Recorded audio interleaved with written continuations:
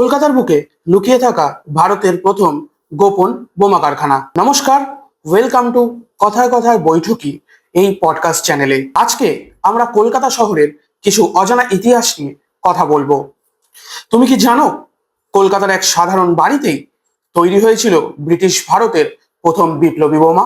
আর সেই বাড়ি আজও দাঁড়িয়ে আছে 32 মুরারিপুকুর রোড। 1908 সাল।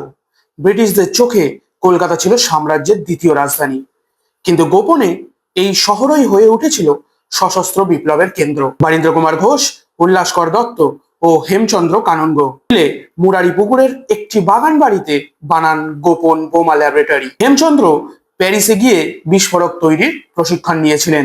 সেই জ্ঞানই নিয়ে তিনি ফিরে আসেন কলকাতায়। 30 এপ্রিল 1908 মুজাফফরপুরে বিচারক কিংসফোর্ডকে লক্ষ্য করে বোমা নিক্ষেপ করেন ক্ষুদিরাম বসু ও প্রফুল্ল চাকি। লক্ষ্যভ্রষ্ট হলেও ব্রিটিশ সরকার কেঁপে উঠেছিল সেদিন। এরপর 2রা মে পুলিশ হানা দেয় মুরারিপুকুরে।